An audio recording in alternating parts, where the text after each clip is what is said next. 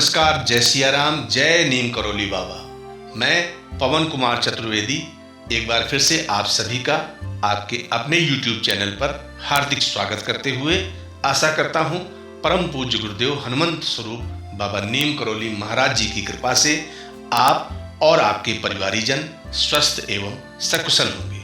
इन्हीं शुभ मंगल कामनाओं के साथ चलते हैं एक बार फिर से एक नए क्रमांक की ओर। जीवन में जब आप बहुत ही दुखी होते हैं, हताश होते हैं, निराश होते हैं, वह अनेकों परेशानियों से घिरे रहते हैं, कष्टों से घिरे रहते हैं, आपके जीवन में कुछ न कुछ अमंगल होता ही रहता है। तो ऐसी स्थिति में आप पूर्ण समर्पण के साथ श्री हनुमान जी के शरण में आ जाइए। कहने का आशय, आप पूर्ण समर्पण के साथ अपने आप को हनुमान जी की शरण में कर लीजिए। और जब हनुमान जी आपको अपनी शरण में ले लेते हैं तो आपके जीवन में कभी कोई अमंगल हो ही नहीं सकता है। श्री हनुमान जी एक ऐसे देव हैं जो बहुत ही सरलता से और बहुत ही सहजता से प्रसन्न हो जाते हैं। अब हनुमान जी को प्रसन्न करने के लिए बहुत ज्यादा कुछ करने की आवश्यकता नहीं है। आप नियमित तरीके से श्री हनुमान चालीसा का पाठ करना प्रारंभ कर दीजिए। श्री हनुमान जी आप पर प्रसन्न हो जाएंगे। आप नियमित रूप से रोज श्री सुंदरकांड का पाठ करना प्रारंभ कर दीजिए। श्री हनुमान जी की कृपा प्राप्त होना प्रारंभ हो जाएगी।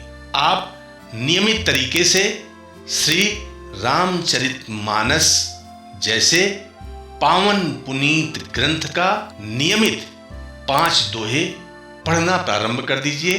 श्री राम जी की कृपा आपको मिलना प्रारंभ हो जाएगी। श्री हनुमान जी की कृपा आपको मिलना प्रारंभ हो जाएगी। ये तो बात हुई श्री हनुमान जी को प्रसन्न करने के उपाय, अर्थात हनुमान जी को कैसे प्रसन्न किया जाए। आप यदि जीवन में बहुत ज़्यादा परेशान रहते हैं, बहुत ज़्यादा दुखी रहते हैं, आपको समस्याएं घेरे रहती हैं, आपके जीवन में कुछ न कुछ अमंगल होता ही रहता है, तब की स्थिति में आपको कुछ समझ नहीं आता है, हम क्या करें, कहाँ जाएं, किससे कहें।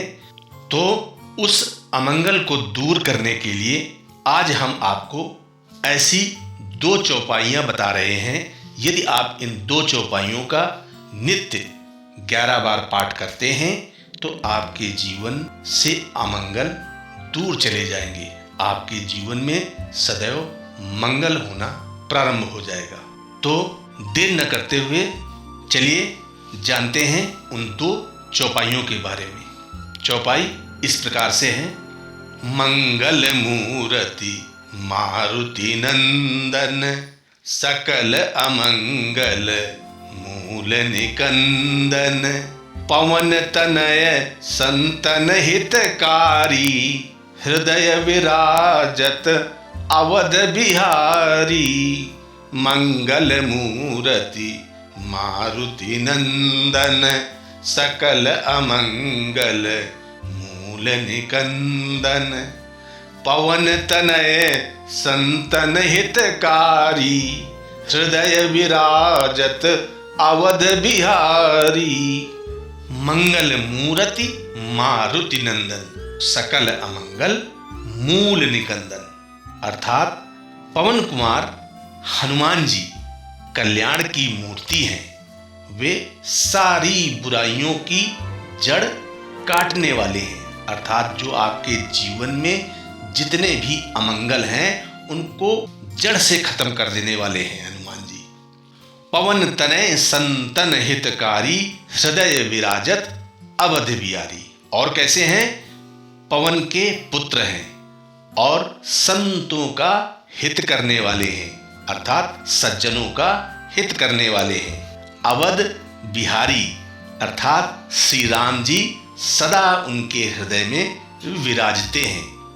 ऐसे हैं श्री हनुमान जी। तो यदि आप इन 2 चौपाइयों का प्रतिदिन नियमित तरीके से स्नान ध्यान आदि करने के बाद, यदि आप चाहें तो घर पर कर सकते हैं, यदि आप चाहें तो किसी भी हनुमान मंदिर में जाकर वहां भी कर सकते हैं।